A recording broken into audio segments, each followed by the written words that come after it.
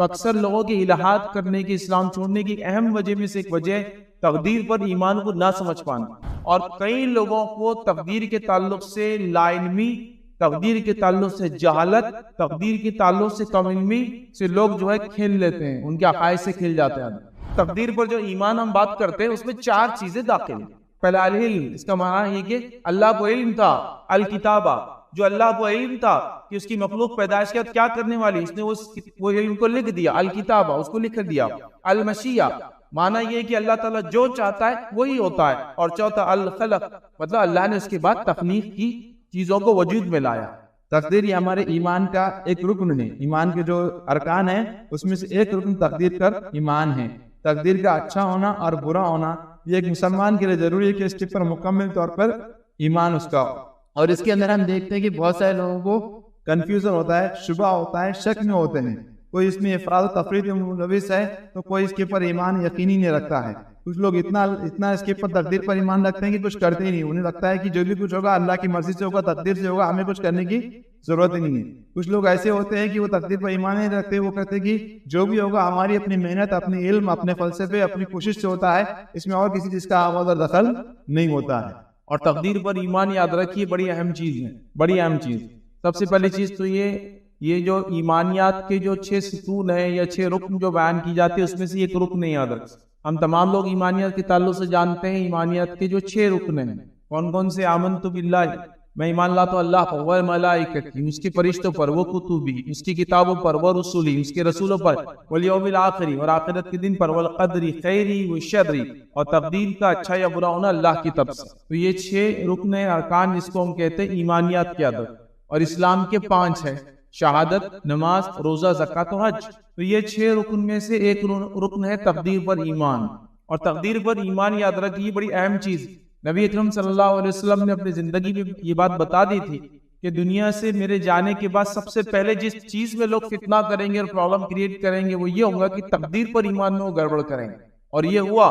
نبی اکرم صلی اللہ علیہ وسلم کے جانے کے فوراً بعد صحابہ کے زمانے میں جو ہے قدریہ، جبریہ، الگ الگ فرقے نکلے جنہوں نے تقدیر کے معاملے میں ہی سب سے پہلے گڑبڑ کیا تھا۔ لہذا تقدیر کا معاملہ بڑا نازک ہے۔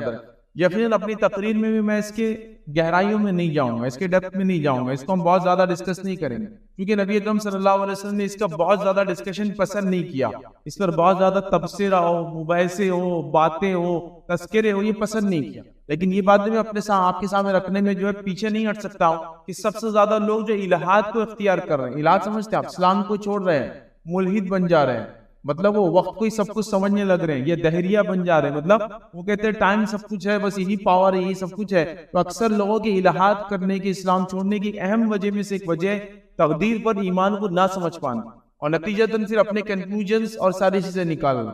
میں ایک چھوٹا سا واقعہ سناتا ہوں۔ جب میں ایک چھوٹا لڑکا تھا، ایک مرتبہ میں سائیکل پہ جا رہا تھا، وہ سائیکل کا زمانہ تھا اور کرائے سے سائیکلیں ملتی تھی ہر جگہ، 8 آنے روپیے میں 1 گھنٹے کی ایک سائیکل ملتی۔ میں نے ایک سائیکل لی اور ایک مقام سے دوسرے مقام گیا، راستے میں سائیکل پنکچر ہو گئی میری۔ اب پرابلم یہ تھا وہ کرائے کی سائیکل، میں ایک دکان پر گیا تو پنکچر کی سائیکل کی دکانیں بہت ہوتی تھی اس زمانے میں۔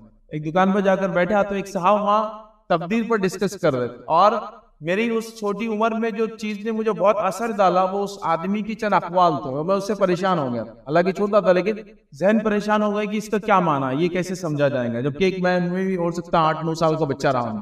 وہ تقدیر کا معاملہ بڑا سینسیٹیو یا ہٹ کرتا ہے۔ اور وہ شخص کیا بات کر رہا تھا بتایا، وہ شخص بیٹھا تھا اور 4-5 لوگ اس کے پاس سامنے بیٹھے تھے، وہ لوگ فری تھے اور یہ مدرس تھا اور ان کو درس دے رہا تھا، اور میں بھی بیچ میں آ گیا ایک چھوٹا بچہ، تو اب 6 لوگ ہو گئے جن کو 4-5-6 لوگوں کو درس دے رہا ہے۔ اور وہ کہنے لگا کہ روز قیامت جب اللہ رب العزت کے سامنے میں جاؤں گا تو میرے فجر کی نماز اور میرے نمازیں چھوڑنے کی اور زکوٰۃ نہ دینے کی مجھ سے پوچھ نہیں ہونے والی۔ دوسرے لوگ بولنے والے واہ یہ کیا طریقہ ہے، بولے ہم کو بتا دو، پھر ہم بھی کیا کریں گے، وہ طریقے کو اپنا لیں گے تو پھر ہماری پوچھ نہیں ہوگی، نہ فجر کی، ظہر کی، نہ نمازوں کی، زکوٰۃ کی، روزے کی۔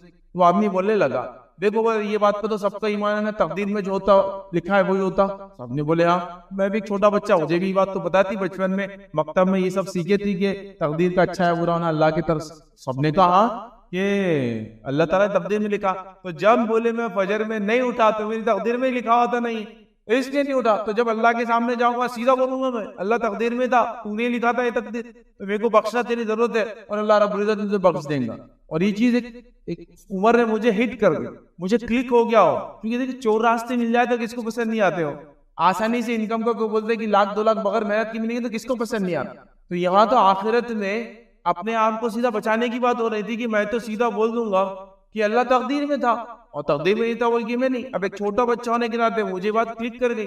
ہاں بالکل بات صحیح ہے نا, ہر چیز تقدیر میں, جو تقدیر میں وہی ہوتا ہے. تو تقدیر میں نماز نہیں ہوگی اس لیے میں نے نماز نہیں پڑھا, تقدیر میں روزہ نہیں ہوگا اس لیے میں نے روزہ نہیں رکھا. وہ چھوٹے ذہن میں یہ ساری باتیں نہیں آتی. اور کئی لوگوں کو تقدیر کے تعلق سے لا علمی, تقدیر کے تعلق سے جہالت, تقدیر کے تعلق سے کم علمی سے لوگ جو ہے کھیل لیتے ہیں, ان کے عقائد سے کھیل جاتے ہیں. تو تقدیر پر ایمان یہ بہت اہم چیز ہے, یہ ایمانیت کے جز میں سے ایک جز ہے, اور یہ بہت امپورٹنٹ ہے. یاد رکھیے اس کے ناقص ہونے سے ایمان ناقص ہو جاتا ہے, اس کے انکار کرنے سے آدمی کافر ہو جاتا ہے. جو 6 چیزیں اس میں ایمان لاتا ہے تو اس میں تقدیر ہے, اس کے انکار کرنے والا کافر, اس میں ایمان, اس کے اوپر ایمان میں کمزوری, ایمان میں کمزوری آتی, اور اس کے بغیر توحید مکمل نہیں ہوتی. اللہ پر جو ہمارا توکل ہے, جو توحید ایک اللہ کو ماننا ہے, وہ تکمیل کو نہیں پہنچتا. تو لہٰذا اس کے بارے میں انشاءاللہ آج چند باتیں میں آپ لوگوں کے سامنے رکھنے کی کوشش کروں گا. تو جتنے فتنے یاد رکھیے ابتدائی دور میں اٹھے, اور آج بھی جتنے لوگ نوجوان پڑھے لکھے جو الہات کی طرف جا رہے ہیں, وہ صرف اور صرف تقدیر پر ایمان درست نہ ہونے کے نتیجے میں ہوتا ہے. یاد رکھیں. اسی طرح جو ہے ہم دیکھتے ہیں, یاد رکھیے کہ آج جو ہم ٹاپک لیں گے اس کو بہت مختصر انداز سے میں رکھوں گا, اور اس میں کسی بھی قسم کی گہرائی میں ہم لوگ نہیں جائیں گے. جو باتیں سطحی ہیں, جو باتیں عام ہیں, جو باتیں آپ سمجھ سکتے ہیں, میں آپ کے سامنے رکھوں گا. ورنہ آپ کو اگر ڈیٹیل میں جانا ہے تو آپ کئی کتابیں پڑھ سکتے ہیں. میں سمجھتا ہوں میں نے کئی ٹاپکس پہ درس دیے اور کئی ٹاپکس پہ لوگوں کے سامنے باتیں رکھی ہے. شاید ہی میں نے اتنی کتابیں جو اس ٹاپک کو تیار کرنے میں پڑھی, شاید ہی اتنی کتابیں میں نے اس سے پہلے کمی پڑھی ہوں. میں نے تقریباً 5-7 کتابیں مکمل پڑھی, جب جا کے میں کچھ پوائنٹس تک پہنچ پایا جو میں سمجھا سکوں ایکسپلینیٹلی. کیونکہ ظاہر سی بات ہے بنیادی دینی علم بڑا ضروری ہوتا ہے انسان کو, تب جا کے وہ کچھ چیزیں گہرائی میں سمجھ سکتا ہے. اور ظاہر سی بات ہے تقدیر کا معاملہ بہت نازک ہوتا ہے, کتابیں بھی بڑی کم ہیں, مقالے ہیں, چھوٹے چھوٹے بکلیٹس ہوتے ہیں, لیکن بہرحال امپورٹنٹ ہے اپنی جگہ ایشوز کو سمجھنا.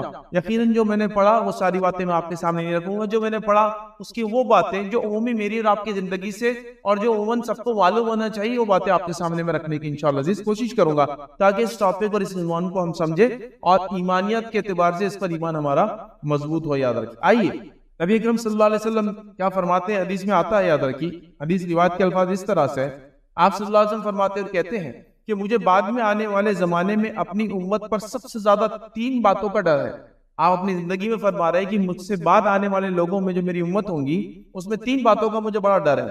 پھر فرمایا اس میں سے یہ لوگ ستاروں پر ایمان لائیں گے. امت محمدیہ عقیدے کی کمزوری کے نتیجے میں ستاروں پر ایمان لائیں گے. یہ ستاروں پر ایمان لائیں گے, تقدیر کو جھٹلائیں گے, اور ظالم حکمراں آ جائیں گے. مطلب 3 ایسی چیزیں جو میرے جانے کے بعد آپ فرما رہے ہیں کہ مجھے آنے والے زمانے میں اس کا ڈر ہے. اس میں سے پہلا کیا ہے کہ یہ ستاروں کی جو ہے پرستش کرنے لگیں گے مسلمان.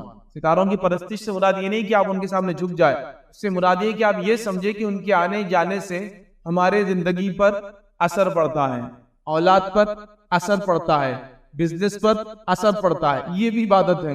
دوسرا کیا کریں گے, وہ تقدیر کا انکار کریں گے, تقدیر کو جھٹلائیں گے. انکار کا معنی یہ نہیں کہ ہر بار کو میں تقدیر کو نہیں مانتا ہوں, اس کی غلط سلط تعویلات بھی کرنا, اس کو عجیب و غریب ڈھنگ سے جیسا میں سمجھتا ہوں ویسا سمجھنا. جیسا وہ ایک علامہ نے مجھے بچپن میں سمجھا دیا تھا کہ میں تو جاؤں گا اور اللہ تعالیٰ کو بول دوں گا تقدیر میں تھا, نمازیں نہیں تو میں نے نہیں پڑھا, اللہ بولے گا جا جنت میں, ویری گڈ. تو اس طرح سے نہیں یاد رکھے, تقدیر کو جھٹلائیں گے. یاد رکھے اللہ کے رسول نے پہلے پیشن گوئی کر دی تھی, امت اس معاملے میں گڑبڑ کرنے والی ہے تقدیر کے معاملے میں. اسی طرح یاد رکھیے تقدیر سے مراد کیا, تو تقدیر سے مراد یہ ہے کہ تقدیر سے مراد اللہ کا اپنا علم اور حکمت کے مطابق ساری کائنات کا ان کے وجود سے پہلے اندازہ اور فیصلہ کرنا ہے. تقدیر کا معنی کیا ہے, تقدیر کا معنی یہ ہے کہ اس سے مراد یہ ہے کہ اللہ کا اپنا علم اور حکمت کے مطابق ساری کائنات کو, ٹھیک ہے, کا ان کے وجود سے پہلے اندازہ لگانا یا اس کا فیصلہ کرنا. مطلب اللہ نے جب تخلیق کیا, کائنات کو وجود میں لایا, تو اس سے پہلے اللہ نے جو اس کے بارے میں فیصلہ کیا, یہ تقدیر ہوتی ہے, اور اس کے علم میں تھا. یاد رکھیں, تو یہ فیصلہ یاد رکھیں, یہ تقدیر ہے. یاد رکھیں. اور یہ جو ایکسپلینیشن تھا, یہ تقدیر کا جو یہ تعارف تھا, یہ علامہ صالح العثیمین رحمہ اللہ نے لکھا تھا. یاد رکھیں کہ اللہ کا یہ علم اس کی مخلوق کو وجود میں لانے سے پہلے جو اس کو پتا تھا. تو اس بات کو آپ سمجھیے, اس کو کہتے ہیں تقدیر یاد. اب اس کو تقدیر بھی بولتے ہیں لوگ, قسمت بھی بولتے ہیں لوگ, قدر اور قضا بھی بولتے ہیں, بہت مختلف ناموں سے بھرا. اس کو چل رہا ہے قسمت میں نیتا میرے بولتے ہیں, تقدیر ہی مراد ہے, اس سے یاد رکھ. قسمت تقسیم سے لفظ آتا ہے بہرحال, لیکن اردو میں اس کو تقدیر بھی بولتے ہیں, یاد رکھیے قسمت بولتے ہیں اس کو عام زبان میں. تو بہرحال یہ اب تقدیر جو ہے یاد رکھیے 4 امور پر مشتمل ہے. مطلب تقدیر پر جو ایمان ہم بات کرتے ہیں اس میں 4 چیزیں داخل ہیں. بہت آسان سے چیزیں آپ اس کو یاد رکھیں. پہلا العلم, دوسرا الکتابہ, تیسرا المشیہ, اور چوتھا یاد رکھیے الخلق.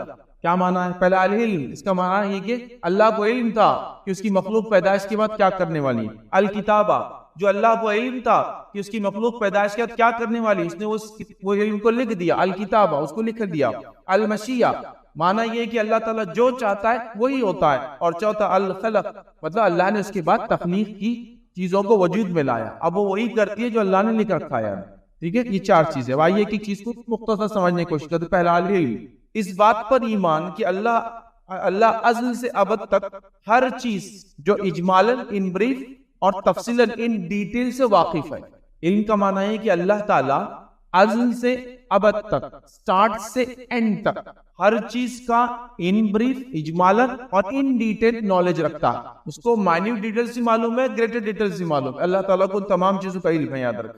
چاہے اس علم کا تعلق اس کی ذات کے بارے میں ہو, مطلب اللہ کی خود کے بارے میں تھا, اللہ کو وہ علم بھی تھا, یا اس کے بندوں کی افعال کے بارے میں ہو, اللہ کو تمام چیزوں کا علم ہے.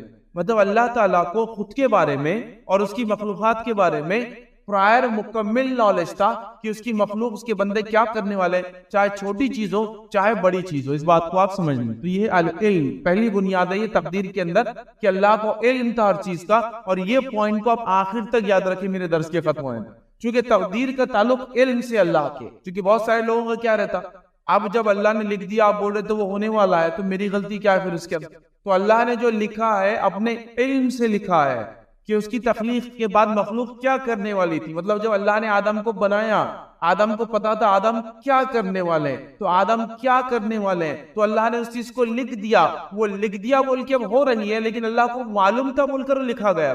ابھی آگے اور آئیں گے تو اور ایکسپلین کروں گا اس پوائنٹ کو.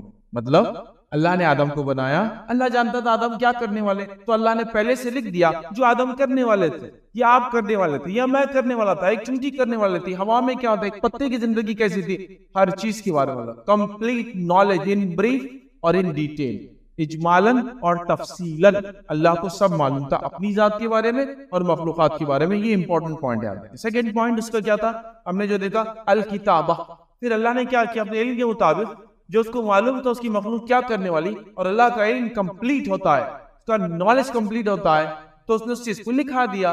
کہاں لکھا اس چیز کو, علم کو لوح محفوظ پر, پریزرو ٹیبلٹ جس کو کہتے ہیں. لوح محفوظ کیا ہے, یہ آسمانوں کے اوپر ہے. یہ کیا ہے, تختیاں ہیں جس پہ اللہ نے ساری چیزوں کو لکھ دیا ہے جو قیامت تک ہونے والی ہے. اسی لیے حدیث میں آپ نے یہ الفاظ بار بار سنے ہوں گے, قلم سوکھ چکی ہے, مطلب آپ کوئی چیز بدلنے والی نہیں ہے, nothing can change, یہ اس کا معنی ہے. تو اللہ نے اس چیز کو لکھ دیا. تو آپ کتابہ کا معنی ہے اس بات پر ایمان کہ اللہ نے سب کچھ لوح محفوظ پر لکھ رکھا ہے, جو اللہ کو علم تھا اس نے وہ لکھ دیا. الکتابہ اس کو مکمل طور سے اس نے ریٹن فارم میں کر دیا. اور اس بات کو سورہ حج سورہ نمبر 22 آیت نمبر 70 میں اللہ نے فرمایا رکھا, الم تعلم ان اللہ یعلم ما فی السماء والارض, کیا تجھے نہیں معلوم کہ اللہ تعالیٰ کو ساری چیزوں کا علم ہے جو کچھ آسمان اور زمین میں. ان ذالک فی کتاب, اور یہ تمام باتیں کتاب میں لکھی ہوئی ہے.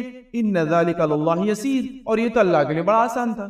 ہر چیز اللہ نے کہا کتاب میں لکھی ہے. کتاب سے مراد لوح محفوظ. اب اس میں کوئی چینج نہیں ہونے والا, اس لیے ہم کو کہا گیا کوئی چیز ہو جائے گھٹنا تو اگر مگر مت کہا کرو, کیونکہ وہ لکھا ہوا تھا وہ ہو گیا, لکھا ہوا تھا وہ ہو گیا. ٹھیک ہے, اللہ نے کہا یہ بڑا اس کے لیے آسان.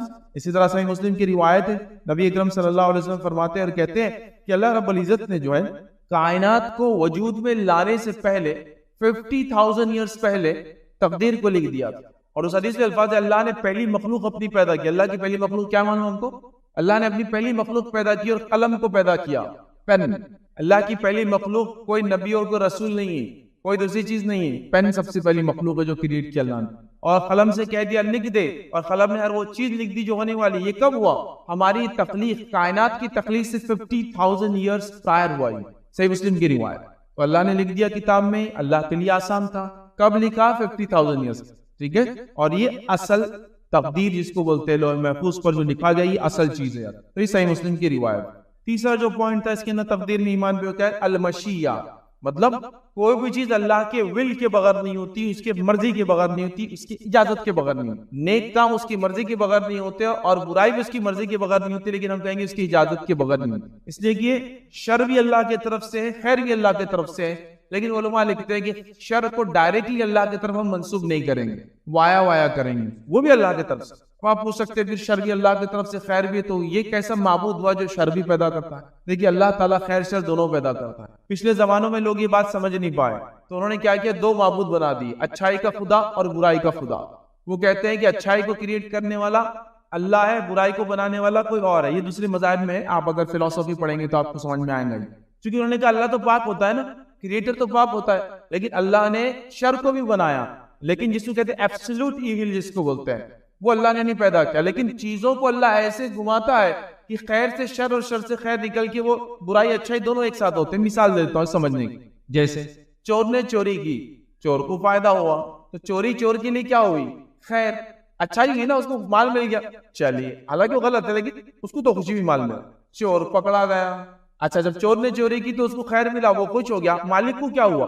نقصان. اس کے لیے چوری کیا ہو گئی؟ شر. چور کے لیے چوری کیا ہو گئی؟ خیر. چور پکڑا گیا, چور کا ہاتھ کٹا گیا, چوری چور کے لیے شر بن گئی, مالک کے لیے کیا بن گیا؟ چور کا پکڑا جانا, خیر. ایک ہی چیز میں سے دیکھیے دونوں چیزیں نکل رہی, خیر اور شر ایک ہی سکے کی پہلو ہے. تو ایبسولوٹ ایول اللہ کی طرف کبھی منسوب نہیں کریں گے ہم کہ اللہ نے بنایا, لیکن شر بھی اللہ کی طرف سے. اسی لیے ہم دعا بھی کرتے نا, من شر ما خلق, اس شر سے حفاظت کر جو تو نے پیدا کیا. بات کو بھی سمجھنا. بہرحال چلیے اب یاد رکھیے تیسرا جو پوائنٹ ہے, اس بات پر ایمان جس کو کہتے ہیں المشیہ, اللہ کی مرضی کے بغیر کچھ نہیں ہوتا. اس بات پر ایمان کی تمام کائنات صرف اللہ کی مشیت, ول آف اللہ جو ہے اس سے وقوع ایگزسٹنس میں ہے. اللہ کی مرضی ہے بول کے ایگزسٹنس میں, ورنہ کوئی چیز وجود میں نہیں رہ سکتی. یاد رکھیے ایگزسٹنس میں ہے, خواہ اس کا تعلق اللہ کے خود اپنے اعمال سے ہو یا مخلوق کے افعال اور اعمال سے. مطلب چاہے اللہ خود جو کرتا ہے اس کا ایگزسٹنس بھی ان اعمال کا, اور جو مخلوق جو کچھ کرتی ہے اللہ کے مشیت کے بغیر نہیں ہوتا, اللہ کے اجازت کے بغیر نہیں ہوتا, اللہ کے مرضی کے بغیر بولتے نا پتا بھی نہیں ہل سکتا. بات بالکل صحیح ہے. تو سارے اعمال اور افعال اللہ کو پتا ہے, بندے کیا کریں گے خود اپنے بارے میں, اور اس کے بغیر کچھ نہیں ہوتا. یہ مشیہ ہے. تیسرا پوائنٹ یاد رکھیں, اور اس بات کو قرآن نے اس طرح سے بیان کیا. اللہ فرماتا اور کہتا ہے سورہ قصص سورہ نمبر 28 آیت نمبر 16 میں اللہ نے فرمایا وَرَبُّكَ يَخْلُقُ مَا يَشَاءُ وَيَخْتَارُ. اللہ فرماتا اور کہتا ہے اللہ جو ہے اور تیرا رب پیدا کرتا ہے جو چاہتا ہے اور چن لیتا ہے جس کو چاہتا ہے, جو چاہتا ہے اللہ کہتا ہے. دوسری جگہ فرمایا سورہ ابراہیم سورہ نمبر 14 آیت نمبر 27 میں وَيَفْعَلُ اللَّهُ مَا يَشَاءُ, اور اللہ جو چاہے وہ کرتا ہے, کوئی اس کے اوپر نہیں ہے, وہ کسی سے اجازت نہیں لیتا ہے, وہ جو چاہے کرتا ہے. ایک اور جگہ قرآن میں اللہ رب العزت نے سورہ آل عمران سورہ نمبر 3 آیت نمبر 5 اور 6 میں اللہ نے فرمایا کہا ان اللہ لا یخفى علیہ شیء فی الارض ولا فی, اللہ تعالیٰ وہ ذات ہے جس سے کچھ بھی چھپا نہیں ہے جو آسمان اور زمین میں ہے. هو الذی یصورکم فی الارحام کیف یشاء, اور وہ جیسا چاہا اس نے تمہاری ماؤں کے پیٹ میں تم کو جو وجود بخشا. یاد رکھیں کیف یشاء لا الہ الا هو العزیز الحکیم. اور اللہ فرماتا ہے جس سب اور وہ سب پر غالب ہے اور کمال ہے, جس طرح چاہتا ہے اس نے, اس کے سوا کوئی معبود نہیں ہے, وہی حکمت والا ہے. تو یہاں اللہ رب العزت نے بات بیان کر دی کہ اللہ تعالیٰ سے کوئی چیز چھپی نہیں جو آسمان اور زمین. چوتھا یاد رکھیے پوائنٹ ہم نے دیکھا تھا وہ ہے الخلق, مطلب اللہ نے بھی تخلیق کی. پہلے اللہ نے جس چیز کو ہم نے دیکھا وہ تھا اللہ کا علم, اس کے بعد ہم نے دیکھا اللہ نے اس علم کو لکھ دیا, اس کے بعد ہم نے دیکھا ہر چیز اس کی مرضی سے ہوتی. چوتھا چیز اس نے تخلیق کو پیدا کیا, مطلب مخلوق کو پیدا کیا, تخلیق کی اپنی. ٹھیک ہے, اس پر ایمان کی پوری کائنات اللہ کی پیدا کردہ ہے, یہ اس کا معنی ہے. اس پر ایمان کی پوری کائنات اللہ تعالیٰ کی پیدا کردہ ہے, اللہ نے ساری کائنات کو پیدا کیا ہے. اور یہ بات اللہ رب العزت قرآن نے بار بار بیان کی. سورہ فرقان سورہ نمبر 25 آیت نمبر 2 میں فرمایا وَخَلَقَ كُلِّ شَيْءٍ فَقَدَّرَهُ تَقْدِيرًا. اللہ فرماتا کہتا ہے پھر اس نے ہر چیز کو پیدا کیا اور پورا اندازہ کیا اور اندازہ مقرر کیا. تقدیر ویسے عربی میں کہتے ہیں اندازے کو, پیمانے کو, اسی لیے اردو میں بھی یہ لفظ استعمال ہوتا ہے کسی مقدار میں, بولتے ہیں کچھ مقدار میں نمک ڈال دو. مقدار مانا اندازہ, تقدیر مانا اندازہ, لیکن اللہ کا اندازہ بھی 100% ایکوریٹ ہوتا ہے. یاد رکھیں اسی لیے اس کو تقدیر بولا جاتا ہے, بٹ وہ 100%. تو اللہ تعالیٰ نے فرمایا کہ وہ جو چاہے کسی چیز جو چاہے جس چیز کو پیدا کرتا ہے اور اس نے ہر چیز کو جو پیدا کیا پورا اندازہ مقرر کر کے پیدا کیا. ٹھیک ہے, تو یہ 4 چیزیں جو تقدیر کے اندر تھی, یاد رکھیے یہ تھا تقدیر پر ایمان, اور اس کے ایمان میں کیا کیا چیزیں ہونا, یہ 4 چیزیں تھی جو میں نے مناسب سمجھی پہلے آپ کے سامنے رکھ دی. اب آئیے کچھ باتیں کوشچن اور آنسر فارم میں لیتے ہیں اسی کے اندر, ایسا کیوں اور اس کا جواب کیا ہے, ایسا کیوں اور اس کا جواب کیا, چونکہ تقدیر کا تعلق ایسا ہی ہے, ورنہ اگر تقدیر پر ایمان کیا ہے تو میں نے کمپلیٹ کر دیا, وہ 4 پوائنٹ تھے, وہی 4 پوائنٹ تھے. اب آئیے آگے بڑھتے ہیں. تقدیر سے ریلیٹڈ لفظ آپ نے سنا ہوگا نصیب, قسمت, تقدیر, قدر, اس کے بعد قضا. اور قدر اور قضا عربی میں کامنلی یوز ہوتا ہے تقدیر کے لیے. قدر اور قضا کا بیان, تقدیر کا بیان, اردو میں اس کو ترجمہ اس طرح کا, ٹھیک ہے, تو کئی الفاظ کے ساتھ ہوتے ہیں. اب قدر اور قضا کیا ہے وہ بھی ہم دیکھ لیں. قدر کا معنی ہے بنیاد, اور قضا کا معنی ہے بنیاد کے مطابق کھڑی کی گئی عمارت. جیسا مثال کے طور پہ قدر کہیں گے ایک بلو پرنٹ ہے, اور قضا کہیں گے اس بلو پرنٹ کے مطابق جو بلڈنگ بنتی ہے. جیسا کہ ایک آرکیٹیکٹ نے ایک پلان بنایا, جو پلان بنایا وہ تقدیر ہوا, اور جو پلان کا ایکسیکیوشن ہوا اس کو قضا بولتے ہیں. بولتے ہیں ان کی قضا نہیں تھی ابھی, اس لیے مرے نہیں ابھی, وہ ان کی قضا نہیں تھی تو وہ ختم ہو گئے. تو قدر مطلب جو اللہ نے پلان کیا, اور قضا جو اس کا ایکسیکیوشن ہوا, تو القدر والقضا اس کو بولتے ہیں. بس ایک سمجھنے کے لیے, بہت نہ بھی یاد ہے تو مسئلہ نہیں, لیکن بولتے ہیں نا تقدیر, قدر کی قضا آ گئی تھی. قضا آ گئی مطلب وہ جو پلان تھا اللہ کا ایکسیکیوٹ ہو گیا ان کے لیے جو تھا. تو تقدیر یہ بلو پرنٹ ہے, اور جو جس کو کہیں گے قضا, یہ جو اس کے اوپر عمارت جو کھڑی ہوتی, جو ایکسیکیوشن, وہ اس کا معنی یاد رکھیں. اب یاد رکھیے تقدیر کا تعلق یاد رکھیے عقیدے سے بہت گہرا اسلام سے, اس لیے کہ تقدیر پر ایمان مکمل جب تک نہ ہو توحید بھی ہماری مکمل نہیں ہوتی. یاد رکھیے اسی طرح جو ہے تقدیر میں جو لکھا ہوا ہے یاد رکھیے وہ ہو کر رہیں گا. لیکن ایک سوال لوگ اٹھاتے ہیں, پھر عمل کی کیا ضرورت, جیسے میں نے کہا ہم سوال جواب جیسا لیں گے پورے لیکچر. تقدیر ہم نے دیکھ لیا کیا ہے, اب تقدیر پہ لوگ سوال اٹھاتے ہیں کہ تقدیر میں جو لکھا ہے وہ ہو کر رہیں گا, عمل کی کیا ضرورت, کیوں عمل کریں ہم میں اور آپ, بیسک کوشچن ہے. تو ٹھیک ہے, آئیے اس کو ہم جواب دیکھتے ہیں. جامع ترمذی کی روایت ہے, نبی اکرم صلی اللہ علیہ وسلم کیا فرماتے ہیں سنیے, کہ رسول اللہ صلی اللہ علیہ وسلم سے جو ہے کسی نے سوال پوچھا, اے اللہ کے رسول, جس دوا سے ہم علاج کرتے ہیں اور جن بچاؤں کو جو ہم جھاڑ پھونک کرتے ہیں, کیا ان چیزوں کے بارے میں ہم یہ نہ سوچ لیں کہ یہ تقدیر میں ہے ہمارے, تو پھر کیوں علاج کریں. مطلب کچھ بیماریوں کے لیے ہم علاج کرتے ہیں, جھاڑ پھونک کرتے ہیں, اس کے لیے جو دم کرتے ہیں, تو کیا وہ دم کرنا چھوڑ دے یہ سوچ کر کہ یہ تو تقدیر میں بیماری تھی. نبی اکرم صلی اللہ علیہ وسلم نے پھر کیا فرمایا, تب کہا کہ جو تم دم کرتے ہو یہ بھی تقدیر میں ہے تمہارے. مطلب کسی نے سوال کیا کہ ہم بیمار ہو جائے تو علاج کیوں کرائے, چونکہ جو تقدیر میں تھا وہ ہوگا. تو نبی اکرم صلی اللہ علیہ وسلم فرما رہے علاج کراؤ, چونکہ علاج کرانا بھی تقدیر میں ہے, علاج کرانا بھی تقدیر میں ہے. کیونکہ ہم سوال کر رہے ہیں کہ تقدیر میں جب لکھا ہے وہ ہوگا تو پھر ہم کیوں اس کی آگے کوشش کر. جیسا میں نے فجر میں نہیں اٹھا تو میری تقدیر میں ہوں, میں گناہ کر رہا ہوں چوری تو میری تقدیر میں ہوگا, میں زنا کروں تو ہاں لکھا ہو تقدیر میں ہے آپ. لیکن اس بات کو سمجھنا ہے کہ تقدیر کا تعلق اللہ کے علم سے ہے, اس کے نالج سے ہے. جیسے مثال دے کے بات کو سمجھاتا ہوں, ایک آدمی آپ روڈ پر کھڑے ہیں, گاڑی کو کک مارتا ہے, ابھی کک کا مثال دینا تو غلط ہو جائیں گی, سیلف سٹارٹ کرتا ہے اور نکل جاتا ہے. تو میں دیکھ رہا تھا بول کر اس نے وہی کیا, یا وہ کر رہا تھا بول کر میں نے دیکھا. میں یہاں کھڑا ہوں, ایک جسٹ ایک جس کو کہیں گے ایک راستہ چلنے والا, اور ایک آدمی سامنے سے گاڑی کو سیلف مارتا اور چلا جاتا ہے. تو میں دیکھ رہا تھا بول کر اس نے یہ کیا, یا وہ کر رہا تھا بول کر میں نے دیکھا. آپ کہیں گے وہ کر رہا تھا بول کر میں نے دیکھا. تو ہم یہ کرنے والے تھے, اللہ نے وہ لکھ دیا بول کے ہم نہیں کر رہے. اس بات کو سمجھنا بہت امپورٹنٹ ہے. ورنہ یہاں کیا ہوتا ہے, تقدیر میں ہی ہے نا بھائی میرے, اب تم فجر میں اٹھے تھے کہ پٹھے نہیں, اب نہیں اٹھے تھے, تقدیر میں نہیں تھا. ماشاءاللہ دینی لوگ ہیں تو اب یہ بہانے لگیں گے, ارے آج تو تم نے فلاں ایک لڑکی کو چھیڑ دی, بھائی تقدیر میں تھا, اس کے بغیر تو دیکھو تم بھی جانتے میں بھی جانتا ہوں, میں چاہے بھی تو کسی کو چھیڑ نہیں سکتا, نہیں تقدیر میں نہیں ہو. اب اپن پڑھ رہے نہیں, ایگزام میں پڑھو, اب پڑھ کے کریں گے بھی کیا, اپنا ایمان تقدیر پہ بہت وہ ہے, تقدیر میں ہوں گا پاس ہوگا تو ویسے بھی ہو جائیں گے, اور نہیں ہوں گا تو نہیں ہوں گے. یہ بہت کامن. تو میں یہ بتانا چاہتا ہوں, اللہ کو معلوم تھا اس کی مخلوقات کیا کرنے والی پیدا کرنے کے بعد اس نے وہ چیز کو لکھ دیا ہے. اب آپ یہ بہانہ نہیں بول سکتے وہ لکھا ہوا ہے بول کے میں کر رہا ہوں. اللہ کو معلوم تھا ہم کرنے والے بول کر لکھا ہوا ہے. یہ امپورٹنٹ آسپیکٹ ہے, اس کا یاد رکھ. یہاں چپ کھاتے ہیں ہم, یاد رکھ, اور یہاں جو مغالطے میں چلے جاتے ہیں اور گڑبڑ کر جاتے ہیں.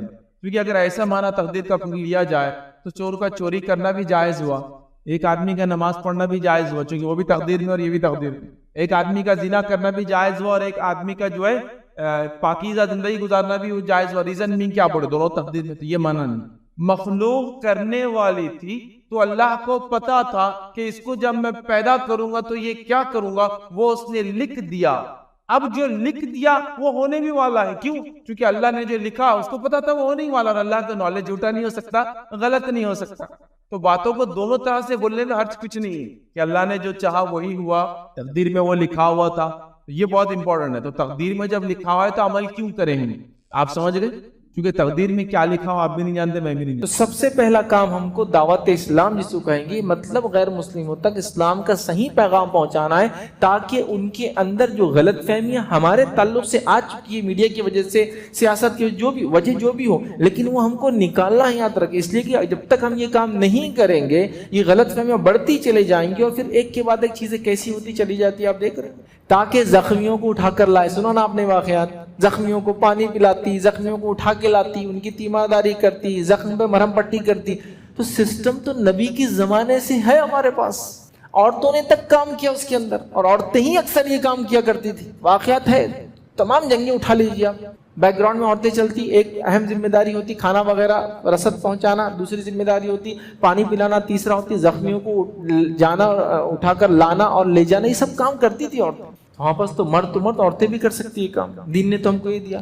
اب بتائیے, ہم اپنے بچیوں کو نہیں پڑھائیں گے, اپنے بچوں کو نہیں پڑھائیں گے, اس لیول تک نہیں لے جائیں گے کہ ہیلتھ کیئر سسٹم کو ہم وہ کریں, تو کیسے ہم کمیونٹی کچھ دیں گے؟ اتنے بڑے بڑے مسلم علاقے ہیں, ایک چیریٹیبل کلینک اور چیریٹیبل ہاسپٹل کا تصور نہیں ہمارے پاس. پھر ہم صرف رو رہے ہیں لوگوں پہ, یہ کر رہے وہ کر رہے, فلاں نے غلط کام کیا. تو آپ نے کیا کیا ان کے لیے, ہم کیوں نہیں کھڑے ہوئے؟ ہمارے پاس وہ طبقہ جو دینی سوچ رکھتا, اس کو تو زیادہ سوچنا ہے, وہ کیوں نہیں آگے بڑھا؟ مطلب آپ سمجھ رہے نا, ہم کو اپنے معاشرے کی, اپنے سماج کی اصلاح کرنا ہے. یہ بہت امپورٹنٹ پوائنٹ ہے. اگر یہ نہیں ہوگا اصلاح کا, یاد رکھیے ہم بھول جائیں گے اس نقطے کو کہ ہمیں اپنے سدھار کے لیے محنت کرنا ہے. قومیں ہم کو اس سے بھی پہچانتی ہے, دیکھتی ہے کہ ارے یہ فلاں ایسے ہے, تو قوموں کی پہچان ہوتی ہے. تو ہماری ایک پہچان ہو, وہ پہچان ہو کہ اخلاق آپ کو مسلمانوں سے سیکھنا پڑے گا.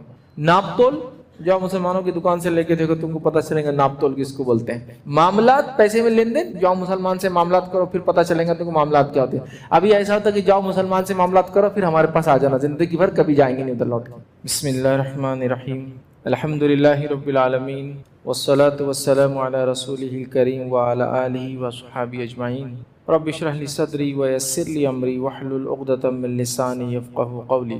وقال عز وجل في القرآن المجيد اعوذ باللہ من الشیطان الرجیم بسم اللہ الرحمن الرحیم.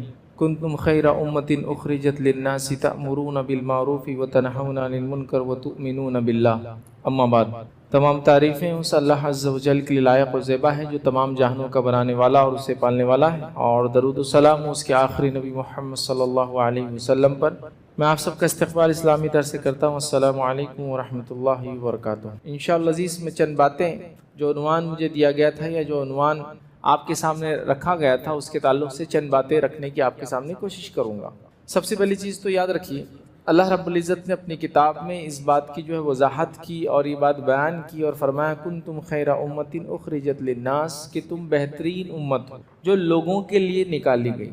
تو اللہ رب العزت نے اس اپنی کتاب کے اندر امت مسلمہ کو بہترین امت کہا, مطلب اچھی امت کہا, بہترین لوگ کہا. تو جب بہترین لوگ کہا اور یہ کہا کہ تم نکالے گئے ہو لوگوں کے لیے, یاد ہے اخرجت للناس, اور کیا کرتی ہو تأمرون بالمعروف, یہ اچھائی کا تم حکم دیتے ہو, وتنہون عن المنکر, اور لوگوں کو برائی سے روکتے ہو, وتؤمنون باللہ, اور تمہاری خصوصیت ہے کہ تم اللہ پر ایمان لا کر یہ کام کرتے ہو. ورنہ بہت سارے لوگ ہیں دنیا میں جو اچھائی کا حکم بھی دیتے ہیں اور برائی سے لوگوں کو روکتے بھی ہیں, لیکن ان کو اس کا اجر اور ثواب نہیں ملیں گا, اور اس کا بدلہ اچھائی کی شکل میں نہیں ملیں گا, اس لیے کہ وہ اللہ پر ایمان نہیں لاتے ہیں اور کئی کار خیر کرتے ہیں, کئی برائیوں سے انسانیت کو روکتے ہیں. لیکن ہماری خصوصیت یاد رکھیں, تو ہم چنندہ لوگ ہیں, چوزن پیپل ہے. مطلب جیسا یہود کو ایگزام تھا اپنے اوپر کہ ہم چنندہ لوگ ہیں. چنندہ اللہ کے وہ لوگ ہوتے ہیں جو اللہ کے دین کے مطابق عمل کرتے ہیں اپنے ایمان لانے کے بعد, وہ چنندہ ہوتے ہیں. تو اللہ نے ہم لوگوں کے تعلق سے کہا کہ تم بہترین امت ہو, اور تمہارا مقصد کیا, تم لوگوں کے لیے نکالی گئی ہو, اچھائی کا حکم دیتی ہو, برائی سے روکتی ہو, اور اللہ پر ایمان لاتی ہو. تو ہمیں ایک اعزاز دیا گیا، ایک ٹائٹل دیا گیا اچھی امت ہونے کا، خیر امت ہونے کا. اللہ رب العزت نے اعزاز ہم کو عطا فرمایا. یاد رکھیں. تو ظاہر سی بات ہے جب ہم خیر کی بات کر رہے ہیں تو ہر چیز، ہر قسم کی خیر ہم سے نکلتی. یاد رکھیں مطلب ہم لوگ انسانیت کے لیے خیر ہی خیر ہے. امت مسلمہ مطلب ہم خیر ہے، ہمارا اعمال خیر ہے، ہمارا عقیدہ خیر ہے، ہم جہاں موجود رہیں گے وہاں خیر رہیں گا. گویا ہم سے شر یا ہم سے برائی کا کسی کو توقع نہیں ہونی چاہیے، بلکہ اگر وہ ایک مسلمان کو دیکھے تو اس کو یہ توقع ہونا چاہیے کہ اب کچھ نہ کچھ انشاءاللہ عزیز فائدہ ہوگا. ایک زمانہ گزرا، نبی اکرم صلی اللہ علیہ وسلم جب اس دین کو لے کر یہاں آئے، لوگوں کے پاس دعوت تبلیغ کی، لوگوں نے اس پر ایمان لایا. جب لوگ ان پر ایمان لائے تو وہ اتنے خیر والے لوگ بن گئے کہ وہ صحابہ کہلا. یاد رکھے. اور اتنے خیر والے کہ انسانیت نے اس سے پہلے اور اس کے بعد اتنے خیر والے لوگ نہیں دیکھے ایک ساتھ. یاد رکھے صحابہ کی جو جماعت تھی انہوں نے دنیا کے لیے اتنے خیر کے کام کیے، مطلب دین کے اعتبار سے ایمان لانا، اعمال کرنا اور دیگر تمام چیزیں تھی، لیکن اس کے علاوہ بھی ہیومینٹی کے لیے، انسانیت کے لیے اتنے خیر کے کام کیے کہ لوگ آج تک بھی ان کو یاد کرتے ہیں. یاد رکھیے یہ الگ بات ہے کچھ چیزیں ہمارے سامنے لائی نہیں جاتی ہے، لیکن جب بھی ایسا کچھ ہوتا ہے جسے کہیں گے جس کو آتھینٹک ریسرچ بولتے ہیں، جب وہ ہوتا ہے تو وہ مجبور ہوتے ہیں کہ وہ ناموں کو اور ان چیزوں کو سامنے لائے. مائیکل ایچ ہارٹ نے کتاب لکھی کہ دا 100 most influential people in the history, مطلب 100 وہ لوگ جو دنیا میں سب سے زیادہ متاثر انہوں نے انسانیت کو کیا. یہ ریسرچ ورک تھا، اور جب ریسرچ ورک ہوا تو اس نے نبی اکرم صلی اللہ علیہ وسلم کو نمبر 1 پوزیشن پہ رکھا، کیونکہ یہ ریسرچ ورک تھا. یہ ایسی کوئی ہوا میں باتیں کہتے اور چلے جائے معاملہ ختم نہیں ہونے والا ہے کہ میں یہ کہہ دوں کہ یہ ہمارے جن کو ہم مانتے ہیں وہ دا گریٹسٹ پرسن، سب سے اعلیٰ انسان تھے دنیا میں گزرے. بولنے کی تو سب بول سکتے ہیں، لیکن جب ریسرچ ورک ہوتا ہے، تحقیقی چیز ہوتی ہے، تو پھر آپ ایسی ویسی علم غلم باتیں وہاں نہیں کر سکتے. تو اس نے ٹاپ دیا نمبر 1. اور عیسیٰ علیہ السلام کو جس کو وہ مانتا ہے، رب مانتا ہے، ان کا پوزیشن 3rd ہے اس کے اندر. آپ سمجھ رہے بات؟ تو اس نے اس کی وجوہات بھی لکھی. تو خیر کی جب بات ہوئی، اور اسی کتاب کے اندر اس نے عمر ابن خطاب رضی اللہ عنہ کو 58 رینک مطلب 50واں نمبر دیا. مطلب انسانیت میں آدم علیہ السلام سے لے کر جب مائیکل ایچ ہارٹ نے وہ کتاب لکھی تب تک کے سب سے زیادہ 100 اثر انداز شخصیتیں، اس کے اندر عمر ابن خطاب رضی اللہ عنہ کو 50واں مقام دیتا ہے. آپ سمجھ رہے ہیں؟ تو اس چیز کو سمجھنے کی ضرورت ہے کہ امت مسلمہ ہمارا عقیدہ، ہمارے اعمال، ہمارے افعال، ہم جو بھی کرتے ہیں یہ خیر کے علاوہ کچھ بھی نہیں. اس لیے کہ اللہ نے ہم کو ٹائٹل دیا کنتم خیر امت، کہ تم خیر امت ہو جو انسانیت کے لیے نکالی گئی. تو اس بات کو ہمیں ہمیشہ یاد رکھنا ہے کہ ہمارا پیغام عالمی ہے، ہمارا دین یونیورسل عالمی ہے، ہمارے جو کتاب جو عالمی ہے، نبی اکرم صلی اللہ علیہ وسلم جو دیے گئے وہ سارے عالم کے لیے. تو یاد رکھیں ہمارے تمام جس کو کہیں گے اسلامی تعلیمات عالمی ہے. یاد رکھیں اب آج کا جو ہمارا عنوان تھا کہ دور حاضر میں کرنے والے اہم اعمال، وہ کیا کام ہے جو دور حاضر ہے مجھے اور آپ کو کرنے کی ضرورت ہے. جو بات میں کہہ رہا ہوں یہ زمین زمان علاقے کے اعتبار سے خاص طور سے میں نے اپنے ملک عزیز کو ذہن میں رکھتے ہوئے یہ باتوں کو لکھا ہے. اس کے اندر باتوں کا جو سیکوینس ہے، جو پوائنٹس ہے، ترتیب وہ میری اپنی کہ میں نے اس کو رکھا ہے کہ پہلے یہ کرنا چاہیے، دوسرا یہ کرنا چاہیے، اور کم بیش ایسے 10 پوائنٹس 10 اعمال میں آپ کے سامنے رکھوں گا، یا 10 ایسے کام ہیں جو مجھے اور آپ کو کرنے کی ضرورت ہے. جب اپنے نکات کی طرف میں بڑھوں گا تو کچھ نکات آپ کو ایسے نظر آئیں گے کہ یار یہ یہ نقطے کو تو ضرورت نہیں تھی، یہ پوائنٹ کی کیا ضرورت تھی. لیکن تمام پوائنٹ جو میں آپ کے سامنے رکھوں گا یہ امت مسلمہ کے لیے وقت کی ضرورت ہے. صرف ہمارے لیے ضرورت نہیں ہے، اس ملک کے لیے ضرورت ہے، اور اس ملک کے نہیں، یہ تمام نکات ساری دنیا کے لیے ضرورت ہے. یاد رکھیں تو دور حاضر میں کرنے والے جو 10 اہم کام ہیں جو میں آپ کے سامنے رکھوں گا، سمجھو ایک طرح سے یہ کام یاد رکھیے. اپنی ترتیب کے اعتبار سے میں نے رکھا، اور یہ تمام کام ضروری ہے. قرآن و سنت میں اس کے کیا بولیں گے، اس کے نصوص، اس کی بنیادیں موجود ہے. یاد رکھیے ان بنیادوں کے اوپر کچھ الفاظ جوڑ کر میں چیزوں کو رکھوں گا تو آپ یہ نہ سمجھیں کہ یار یہ کہاں ہے، لیکن وہ ہے. جیسا مثال کے طور پہ لوگوں کی خدمت کرنا، بیمار کے تعلق سے تو آپ کو بتانا ہے کہ بیمار کی تیمارداری کرنے جانا مطلب اس سے ملاقات کرنے جانا کیا ثواب ہے. اگر دن میں جاتا ہے تو شام تک 70,000 فرشتے اس کے لیے دعائیں مغفرت کرتے، اور اگر رات میں جاتا ہے شام کو تو صبح ہونے تک 70,000 فرشتے اس کی دعائیں مغفرت کرتے ہیں نا. تو گویا صرف مریض کو دیکھنے جانے کا اگر یہ اجر و ثواب ہے تو پھر مریض کی خدمت کرنا، مریض مطلب اس کا علاج کرنا، مریضوں کے لیے سہولت دینا، مریضوں کے لیے سمجھ رہا بات. تو بنیادیں تو موجود ہے کہیں نہ کہیں. میں اس پہ کچھ الفاظ کے ساتھ باتیں رکھوں گا تو کوئی نہ سمجھا رہے یہ بات کہاں ہے، وہ بات ہے اس کے اندر موجود ہے کہیں نہ کہیں. ٹھیک ہے وہ لفظ سے نہیں ہے لیکن وہ چیز کا اس سے تعلق ہے گہرا. یاد رکھیں تو 70,000 فرشتے جب صرف دیکھنے جا رہا اس کے لیے کر رہے، تو جو اس کے صحت یابی کے لیے کوشش کر رہا، جو اس پر خرچ کر رہا، جو اس کے لیے ادارے کھول رہا، جو اس کے لیے سسٹم بنا رہا، وہ سب بھی تو ثواب کے مستحق ہے. جب صرف وزٹر کا یہ اجر اور ثواب ہے تو باقی لوگ بھی تو ظاہر چاہتے مستحق ہیں. اللہ رب العزت تو انصاف کرنے والا ہے سب کے ساتھ. تو ان چیزوں کو آپ ذہن میں رکھیں. تو آئیے وہ 10 کیا اہم کام ہے یا وہ اعمال جو ہم کو دور حاضر میں کرنا بے حد ضروری ہے. اگر ان نکات کو ہم نے نہ کیا تو یاد رکھیے آلریڈی ہم دنیا میں پیچھے چل رہے ہیں. جو میں بات کر رہا تھا نا، ایک ایسا زمانہ گزرا ہے جب دنیا میں ایسے آگے تھے کہ لوگ ہم کو دیکھا کرتے تھے. اب میں آپ کو کیا بتاؤں، مطلب اگر اسلامی تاریخ کو آپ دیکھیں تو ہم نے اتنے خیر کے کام کیے، لوگوں کو وہ دیا جس کے بارے میں آپ تصور بھی نہیں کر سکتے. ایک ایگزامپل دیتا ہوں چھوٹا سا. اسکولنگ سسٹم ہوتا ہے، جامعات ہوتے ہیں، نظامیہ ہوتے ہیں اکثر جگہ ادھر کے. ایک سسٹم ہے پوری دنیا میں، پورے یورپ میں. لیکن جو اسکولنگ سسٹم ہے سب سے پہلے مسلمانوں نے یورپ کو دیا. سلجوقی جب حکومت تھی جو تقریباً ان کی جو سلطنت روم مطلب جس کو کہیں گے رومی امپائر سے جا کر ان کی حکومت لگتی تھی، اور بعد میں وہ سلجوقی 2 ٹکڑوں میں ہو گئے. تو ایک سلجوقی حکومت تھی اور ایک سلطنت روم کہلاتی تھی، یاد رکھیں. تو اس زمانے میں جو ہے جو ابو الحسن، جن کو جو ہے غالباً جو ہے ابو الحسن جو ہے نظام الملک الطوسی، یہ جو ایک وزیر تھے یاد رکھیں، ملک شاہ جو زمانے کا جو بادشاہ تھا اس کے.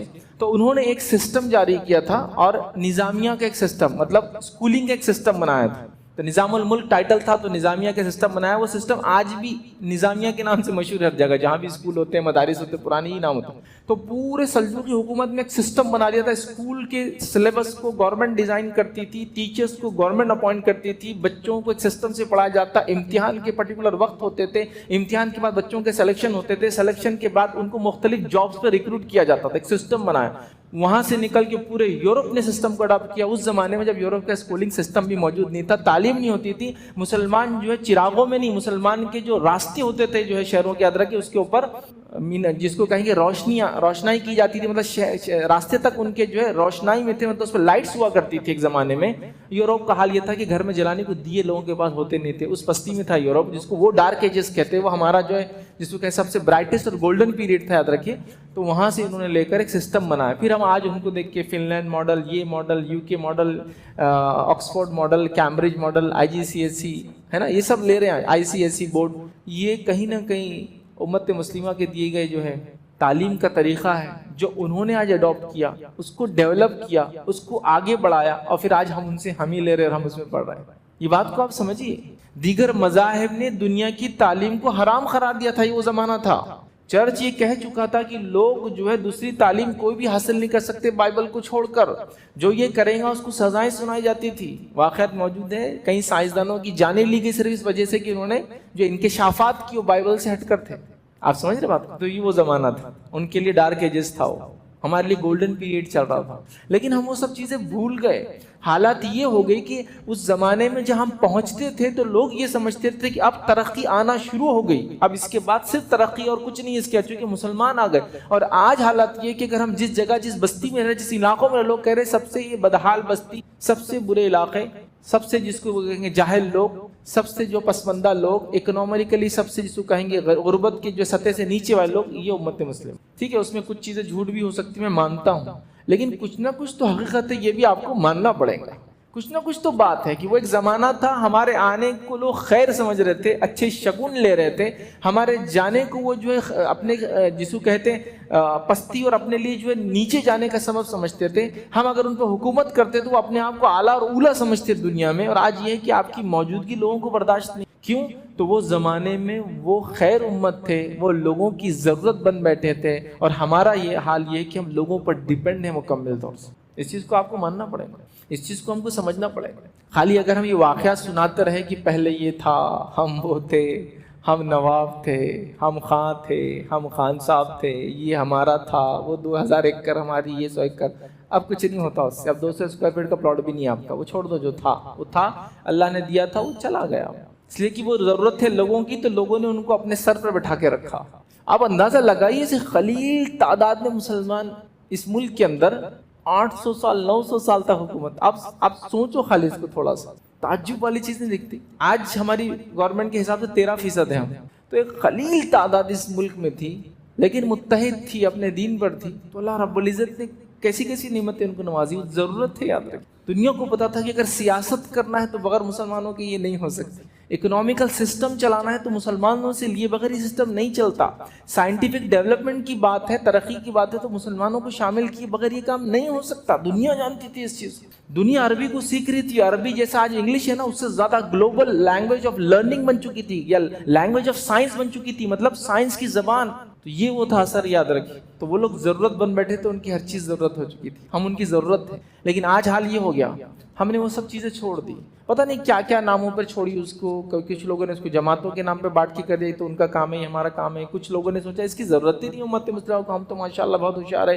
कुछ लोगों को लगता है इसकी आज भी ज़रूरत नहीं। जब मैं बात करूँगा तो कुछ लोग कहेंगे इसकी ज़रूरत नहीं, लेकिन ये बहुत अहम चीज़ है। अगर आप इसको नहीं समझेंगे, ये बहुत हाई टाइम है, अगर आज नहीं समझेंगे तो कल बहुत देर हो जाएंगे, याद रखिए। तो आइए वो चंद अहम पॉइंट्स, नुकात क्या है जो आज हमें वो अमल करने की ज़रूरत है, एक के बाद एक आपके सामने रखता हूँ। सबसे पहला काम जो आज हमको करना है वो ये है कि जिन अक़वाम में, जिन कौमों में हम बसते हैं, उन तक इस्लाम का पैगाम पहुंचाना। ये सबसे पहला अहम अमल है जो हमको जो है आपको करना है। इसलिए कि इस्लाम के बारे में सारी दुनिया में मीडिया के जरिए गलतफहमी फैला दी गई है। नतीजा ये हो गया कि लोग आपके बारे में इतने गलतफहमी के शिकार है कि जिसकी कोई इंतहा नहीं याद रखी। मतलब जिस दीन ने साफ सफाई का ये हाल कर दिया कि पाकी को आधा ईमान करार दे दिया, उस कौम को अगर कोई कहे तुम गंदे रहते हो, तो इससे ज्यादा बुरी और कोई चीज हो नहीं सकती हमारे लिए, आप समझ रहे। और साफ सफाई का गुर्बत से कोई ताल्लुक नहीं, सलीके का गुर्बत से कोई ताल्लुक नहीं। नबी अकरम सल्लल्लाहु अलैहि वसल्लम का घराना इंतहाई गरीब था, लेकिन सलीका याब था एकदम। तो सलीके का गुर्बत से कोई लेना देना नहीं होता दूर दूर तक, सलीका ही होता है। गुर्बत में भी लोग सलीकेमंद जिंदगियां गुजारते हैं, लेकिन आज हमारा मामला देखिए। तो सबसे पहला काम हमको दावत इस्लाम जिसको कहेंगे, मतलब गैर मुस्लिमों तक इस्लाम का सही पैगाम पहुंचाना है, ताकि उनके अंदर जो गलत फहमियाँ हमारे ताल्लुक से आ चुकी है मीडिया की वजह से, सियासत की जो भी वजह जो भी हो, लेकिन वो हमको निकालना है, याद रखें। इसलिए कि जब तक हम ये काम नहीं करेंगे, ये गलत फहमियाँ बढ़ती चली जाएंगी, और फिर एक के बाद एक चीज़ें कैसी होती चली जाती है, आप देख रहे हैं। एक बीमारी निकलती है, दुनिया के कोने से निकलती है, दुनिया के अंदर फैल जाती है। किसी मुल्क ने, किसी कौम या किसी खित्ते या किसी इलाके या किसी रेस, जिसको बोलते हैं ना, नस्ल पे इल्जाम नहीं डाला कि तुम्हारे वजह से आई, तुम हमारे मुल्क में लाए, कभी नहीं हुआ ऐसा। पूरी दुनिया में उठा के देख लीजिए। यहाँ बीमारी भी कम्युनल थी, उसका भी एक रंग था अपना, आप समझ रहे। बीमारी ऐसा लग के आती है कि इनको नहीं लगती, इनको लगती है, ऐसा नहीं होता। बीमारी अल्लाह की तरफ से, उसको भी एक रंग दे दिया गया। और फिर जो गलतफहमियां आपके और मेरे बारे में पहले से थी, उस पर ये चीज़ फिट हो गई आकर, ये गंदे रहते, ये फला रहते और बीमारी लाते, ये फैला रहे, ये इसको बढ़ाने का जरिया बन गए। और मुकम्मल तौर से एक बड़े ग्रोह को, एक जमात को लेबल लगा दिया गया। क्या क्या हुआ मुझे आप लोगों को बोलने की ज़रूरत नहीं, आप लोगों ने भी यहाँ आपके इलाके में ये सब चीज़ें देखी ही होंगी, जाहिर सी बात। जहाँ मुस्लिम अक्सर इलाका था, वहाँ लोगों ने बहुत कुछ भुगता, याद रखे उस ज़माने में, आप समझ रहे बात। तो ये तसव्वुर क्यों गया लोगों के अंदर, ये मिसकंसेप्शन पे लोगों ने, मतलब इस बात को लोगों ने यकीन क्यों किया, कौमों ने ये क्यों नहीं कहा ऐसा नहीं हो सकता इनके बारे में, क्यों नहीं हुआ ऐसा। सहाबा का ज़माना है, ताबईन तबे ताबईन का ज़माना, अगर कोई शख्स कह दे कि ये आदमी जाहिल और मुसलमान है, तो लोग उस पर यकीन ही नहीं कर सकते थे, वो उनके सोच की बाहर वाली चीज़, समझ रहा बात। तो ऐसा क्यों नहीं हुआ कि अक़वाम आलम या कौमें हमारे साथ खड़े होकर ये कहने लगी कि ये ऐसे हो ही नहीं सकते, जिसके दीन के अंदर एक जान को लेना तमाम इंसानियत को क़त्ल के बराबर है, वो लोग कैसे किसी की जान के खिलाफ काम कर सकते, आप समझ रहे बात। तो ये समझने की चीज़ थी, लेकिन गलत फहमियों ने क्या क्या इस चीज़ को ख़त्म करे। तो पहला सबसे अव्वलीन का मिरर आपका है कि हम जो गलत फहमियाँ अक़वाम आलम में, हमारे अतराफ़ में, बरादरान वतन के अंदर फैल चुकी है, उन गलत फहमियों को दूर करें। हर इलाके की अलग गलत फहमियाँ, उसको अलग अंदाज से, अलग ढंग से, एक सही नहज के तहत उनकी ज़बान के अंदर आपको और हमको काम करने की ज़रूरत है। हालांकि गलत फहमी को दूर करना दावत इस्लाम का एक शोबा है, लेकिन आज इतना अहम हो चुका है, जब तक ये गलतफहमी नहीं निकलेंगी तो सही मैसेज वो लेने वाले आपका और मेरा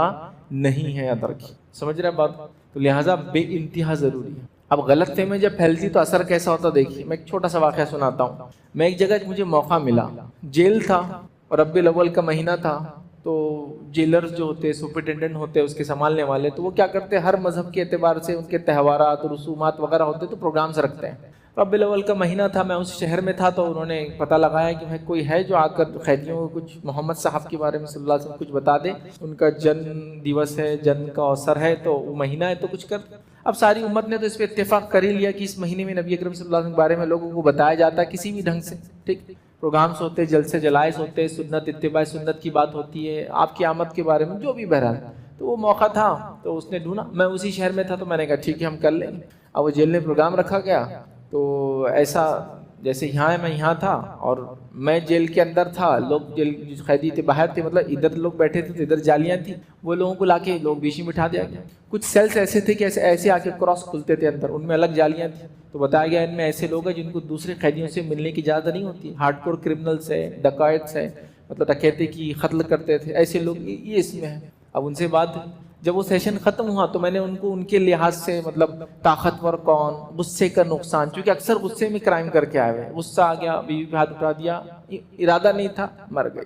غصے میں آیا پڑوسی کو فلاں کر دیا، مر گیا. تو میں نے غصے پہ بات کی، طاقتور کون ہے اس پہ سوالات کیے ان سے، اور پھر جو سنت کے مطابق جو ساری چیزیں تھی، غصہ پینے کی فضیلت، طاقتور وہ جو کسی کو کسی سے مطلب کشتی میں مات نہ دے، بلکہ طاقتور وہ ہے جو اپنے غصے کو پیے. ساری باتیں میں نے اس میں رکھی. لوگوں کو پسند آئی تو جیلر نے کہا کچھ سوال و جواب کا بھی سیشن رکھ لیتے. ٹھیک ہے رکھ لیجیے، اس سے اچھا کیا ہو سکتا ہے. ایک آدمی اٹھا اور میرے سے سوال کر رہا، مسلمان دہشت گرد کیوں ہوتے ہیں؟ وہ جیلر وہ سپرڈنٹ نے اتنا بگل ہو گیا، اٹھاؤ بولے کرو پیچھے کرو اس کو، بٹھاؤ بولے.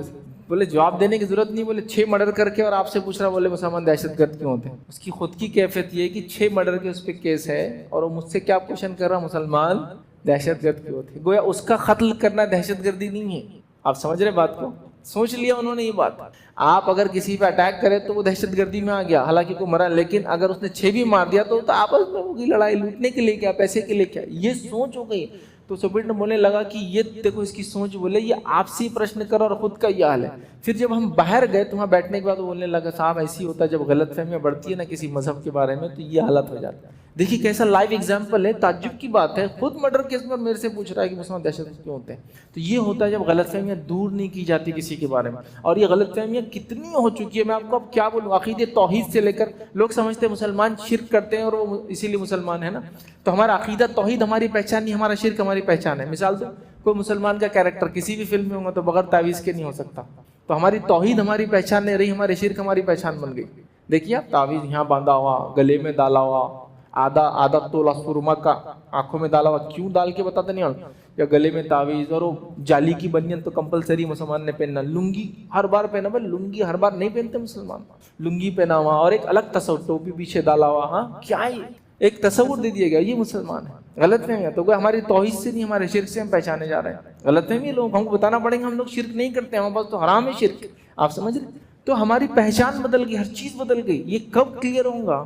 لوگ سمجھ رہے قرآن مسلمانوں کی کتاب ہے، محمد صلی اللہ علیہ وسلم مسلمانوں کے رسول ہے، اسلام مسلمانوں کا دین ہے. ہم کو بتانا پڑے گا اسلام سارے انسانیت کا دین ہے، محمد صلی اللہ علیہ وسلم سارے انسانیت کے لیے بھیجے گئے، قرآن ساری مانوتا کے لیے. آپ مانو یا نہ مانو آپ کا مسئلہ ہے، لیکن ہم نے بتایا نہیں. چونکہ غلط فہمیاں اتنی گر گئی اسلام کے اطراف کیا، وہ صحیح پیغام پہنچانے کے لیے پہلے مسکنسیپشن دور کرنا ہے. اس لیے پہلا نقطہ میں نے لیا غلط فہمیوں کو دور کرنا. یہ دعوت اسلام کا ایک حصہ ہے، لیکن آج ضرورت بن بیٹھا ہے چونکہ آپ کو دیکھتے لوگوں کو 100 سوال ہے آپ کے بارے میں. سمجھ رہے بات؟ تو پہلا سب سے اہم کام جو آج رول ادا کرنا ہے نوجوانوں کو، اگر کل ہم مستقبل چاہتے ہیں ہمارے بچوں کا برائٹ ہو، لوگ ہم کو تسلیم کرے، جیسے دوسری قومیں ایک دوسرے کے ساتھ رہتی ہے وہ ہم کو قبول کرے، تو یہ ضروری یاد رکھیں. ہمارے برادران وطن میں اونچ نیچ کا بڑا تصور ہوتا ہے، یاد رکھیں. اونچ نیچ ہوتی ہے، جات پات ہوتی ہے، اس کے باوجود بھی وہ ساتھ رہ رہے ہیں. لیکن ہمارے بارے میں غلط فہمیوں کا یہ نتیجہ ہوگا کہ ہم سے وہ کترا رہے ہیں، ہمارے بارے میں نہ جانے کیا کیا سوچ رہے ہیں. تو یہاں بے حد ضروری ہے. اور خاص بات یہ ہے ایسے علاقے جہاں آپ کی اور ان کی زبان ایک ہو. یہ ایک ایسا علاقہ ہے آپ کا دونوں کی زبان ایک ہے، آپ بھی وہی زبان میں بات کرتے ہیں، ٹھیک ہے گھر بھر میں اردو کرتے ہوں گے لیکن آپ بھی بہترین انداز سے تیلگو بولتے ہیں سب.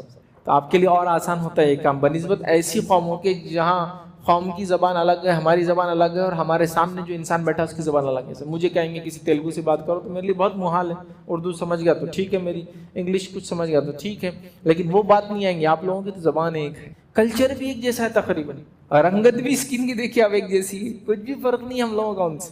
آپ دیکھیے ہر سے. تو پھر کیا ہے، بات کرنے کی ضرورت ہے، منہ کھولنے کی ضرورت ہے. اس کے لیے تھوڑی ہمت جٹانے کی ضرورت ہے کہ آپ غلط فہمی دور کر رہے ہیں. دھرمانترن، مذہب بدلنا، کسی کا زبردستی پیسہ دے کر لالچ سے، یہ حرام ہے. آپ سمجھ رہے ہیں؟ ہم صرف بول رہے ہیں کہ جو غلط دھارنا ہے، غلط فہمیاں، مسکنسیپشن ہو گئی، ہمیں کلیئر کرے کم از کم بیٹھ کر ایک دوسرے کے ساتھ. یہ بے حد ضروری. اگر یہ نہ ہوا نا تو نہ جانے آنے والے کتنے فتنے اور فساد کو اور آپ کے میرے اکاؤنٹ میں ڈال دینے والے یہ لوگ. تو ویسا زمانہ ہونا چاہیے کہ لوگ کھڑے ہو کر بولے کہ نہیں یہ لوگ ایسے نہیں ہوں. وہ تب ہوں گا جب وہ جانے کہ ہم کیسے ہیں. ابھی تو 1000 غلط فہمیاں ان کے ذہن میں. تو بہرحال اس کو دور کرنے کی ضرورت ہے. یہ سب سے اہم اور سب سے پہلا نقطہ تھا، یاد رکھیں، جو موسٹ امپورٹنٹ ہے، موسٹ کروشیل پوائنٹ تھا جو آج ہم کو کرنا ہے، کل کے لیے یاد رکھیں. دوسری چیز یاد رکھیں جو اہم ہے دور حاضر میں جو کام کرنا ہے وہ یہ ہے اصلاح معاشرہ. مسلمان آپس میں اپنی اصلاح کرے، معاشرے کی اصلاح کرے، گھروں کی اصلاح کرے. یہ دوسرا اہم پوائنٹ ہے. گویا یہ تو پہلا ہی ہونا چاہیے دیکھا جائے تو، لیکن ابھی ایسا ہے کہ سب چیزیں ساتھ کرنا ہے، سب چیزیں ساتھ کرنا ہے. تو یہ سب سے اہم ہے کہ یہ بھی کرنا ہے اور اپنی اصلاح بھی ساتھ کرنا ہے. اپنی اصلاح مطلب پرسنل اصلاح، اپنے گھر والوں کی اصلاح، اپنے محلے کی اصلاح، معاشرے کی اصلاح بے حد ضروری ہے تاکہ ہمارا معاشرہ وہ معاشرہ بن جائے. یاد رکھیے کہ لوگ دیکھ کے مثال دے کہ دیکھو ایسے ہوتے ہیں ان کے بچے، ایسا پڑھتے ہیں یہ لوگ. آپ کو معلوم یورپ کے اندر اگر کوئی انسان ہفتے 2 ہفتے میں نہا لیتا تو لوگ اس کو سوال کرتے بولتے مسلمان ہو گیا کیا؟ چونکہ وہ مہینوں نہیں نہاتے تھے. اور مسلمانوں کا حال یہ تھا، خاص طور سے چونکہ یوروپین مسلمانوں کو ترکوں سے زیادہ پہچانتے تھے، آٹومنس، عثمانی جو خلیفہ تھا. تو وہ بولتے تھے جی جو آٹومنس تھے، یاد رکھیے ان کے حمام تو بہت مشہور ہے. ترکش بات مطلب جیسے ہمارے پاس ٹوائلٹس، ویسے ٹوائلٹس بھی پبلک ملتے نہیں جلدی، لیکن وہ لوگوں نے تو کیا کرتے تھے ہر چوراہے کے اوپر وہ حمام ہوتے تھے ان کے، مطلب بیت الخلا تو ہوتے ہی تھے ساتھ میں ٹوائلٹس، اس کے ساتھ ساتھ آپ نہا بھی سکتے تھے. ٹرکش بات بولتے ہیں اس کو، ترکی حمام بہت مشہور تھے. تو وہ لوگ کیا بولتے تھے ارے مسلمان ہو گیا کیا، ترک ہو گیا کیا، نہا رہا تو ہفتے میں نہا لیا، 2 ہفتے میں نہا لیا. وہ لوگ نہاتے نہیں. تو کہ مسلمان اپنی صاف صفائی کی عادت سے مشہور تھے. سمجھ رہے ہیں بات؟ اصلاح مطلب آپ سمجھ رہے نا، ہم کو اپنے معاشرے کی، اپنے سماج کی اصلاح کرنا ہے.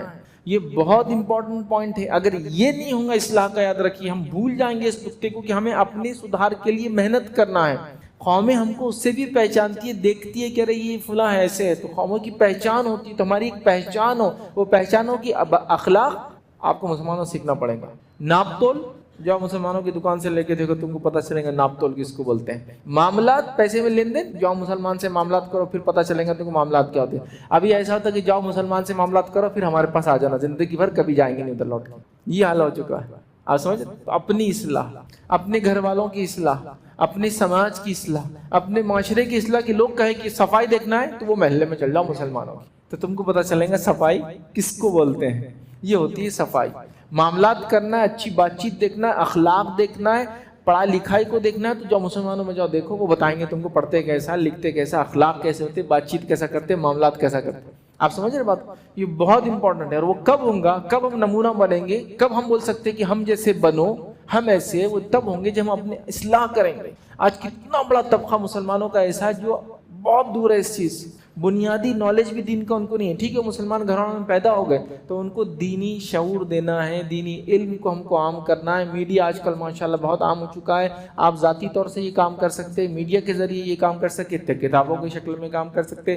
جماعتیں ماشاءاللہ الگ الگ ڈھنگ سے کام کر ہی رہی لوگوں کے اندر. ہم کو اس کام کو بہت رفتار سے بڑھانا ہے تاکہ ہم اصلاح معاشرے کا ایک ایسی مثال لوگوں کے سامنے رکھیں کہ لوگ دیکھ کر کہیں کہ یہ لوگ ہوتے ہیں وعدے کے، یہ لوگ ہوتے ہیں اپنی بات میں پکے، یہ لوگ ہوتے ہیں اپنے تعلیم میں آگے، یہ وہ لوگ جو فلاں کام میں ایسا کرتے ہیں. ان سے تجارت کرو تو پتہ چلتا ہے تجارت کے اصول کیا ہوتے ہیں، کیسا کرنا چاہیے، کیسا نہیں کرنا چاہیے. بہت اہم چیز ہے، یاد رکھیں، بہت اہم چیز ہے. اور لوگ آپ کو آپ کے معاملات سے پہچانتے ہیں. دیکھیے 2 لوگ سفر کر رہے ہیں، آپ بھی اجنبی میں بھی اجنبی ہوں، تو آپ میرے بارے میں اور میں آپ کے بارے میں جو کنکلوژن نکالیں گے بغیر بات کریں گے وہ کیسے نکالیں گے؟ وہ صرف آپ کو دیکھ کر، آپ کے پہناوا، کھانے پینے کا طریقہ، بات چیت کیسے کرے، اس سے آپ اندازہ لگا لیتے یہ لوگ کیسے. یہ پہلی چیز ہے. پھر جب بات کریں گے تو سمجھ میں آئے گا اور آگے گہرائی میں کیا ہے. تو ہمیں اپنے معاشرے کی اصلاح کرنا ہے تاکہ ہم ایک مثالی معاشرہ بن جائے کہ لوگ کہیں کہ ہاں مسلمان ایسے ہوتے ہیں، ان کے گھرانے ایسے ہوتے ہیں، ان کا علم کا معاملہ یہ ہے، تعلیم میں اتنے آگے ہوتے ہیں، دین میں بھی آگے ہوتے ہیں، اپنے مذہب کا بھی علم حاصل کرتے ہیں،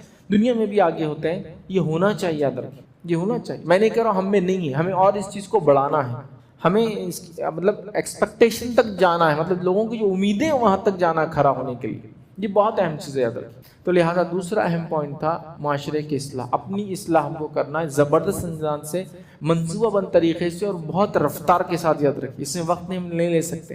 جتنا ہم اس میں لیٹ ہوں گے، یاد رکھیے دیگر سارے کام لیٹ ہوتے جائیں گے اور غلط فہمیاں بڑھتی چلی جائیں گی اور حالات بد سے بدتر ہوتے چلے جائیں گے. یاد رکھیے. لہٰذا دوسرا کام یہ ہے جو ہمیں کرنا ہے کہ ہمیں اصلاح معاشرہ کرنا. تیسرا امپورٹنٹ کام جو ہمیں کرنا ہے، یاد رکھیے، وہ یہ ہے ہمیں ایجوکیشنل ڈیولپمنٹ، تعلیمی بیداری کو عام کرنا ہمارے سماج میں بہت آگے. دیکھیے میں جانتا ہوں الحمدللہ اور اس چیز کو مانتا ہوں اور اس چیز کو بتاتا بھی ہوں لوگوں کو کہ مسلمان وہ قوم ہے کہ بچہ چاہے کسی علاقے کا ہو وہ عربی کچھ نہ کچھ حد تک جانتا ہے. یہ ہماری خصوصیت ہے کہ ہم لوگ عربی جانتے ہیں نا, مکتب قاعدہ وغیرہ پڑھتے ہیں نا, تو ایک لینگویج اپنی زبان جو بھی بولتے ہیں اس کے علاوہ ہم لوگ سیکھتے ہیں, بولنے کی کوشش کرتے ہیں. سمجھ میں نہ بھی آئے تو بولنا کم از کم آتا ہے, پڑھنا کم از کم آتا ہے. تو اتنے تو ایجوکیٹڈ ہم ہر جگہ ہوتے ہی ہیں. لوکل علاقے کی تعلیم کے علاوہ عربی تو ہم حاصل ہی کرتے ہیں. یہ تو ہمارا ایک امتیاز شروع سے ہی رہا ہے, سمجھ رہے آپ.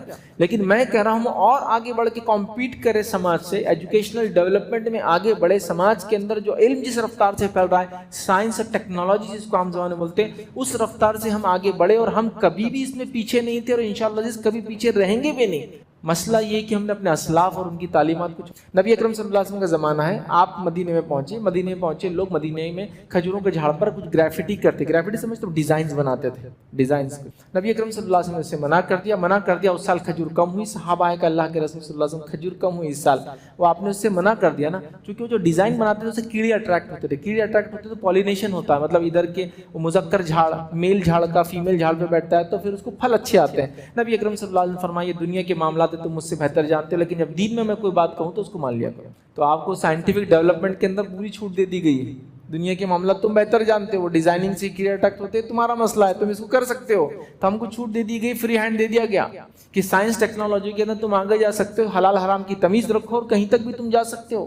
لیکن ہم لوگوں نے تمام چیز, اب سائنس اور ٹیکنالوجی میں ڈیولپمنٹ ایجوکیشن سے شروع ہوتا ہے, بنیادی تعلیم سے شروع ہوتا ہے نا. تو ہم کو ایجوکیشنل ڈیولپمنٹ ہمارا بہت زبردست انداز سے کرنا ہے. ہم لوگ پرائمری نہیں بلکہ ہائر ایجوکیشن لیں گے, ہائر ایجوکیشن نہیں اس کے اندر ہائر ایجوکیشن لیں گے. اپنے دین کا تو الحمدللہ ہم عربی کی شکلیں وغیرہ اوپر چونکہ نقطے ہو گئے, میں اس لیے اس پر ڈسکشن نہیں کر رہا ہوں. اپنے اصلاح کے اندر وہ سب آ چکا ہے دینی معاملہ. دین کے ساتھ ساتھ ہم کو دنیا کے اندر بھی آگے بڑھنے کی کوشش کرنا ہے, زبردست انداز سے کوشش کرنا ہے.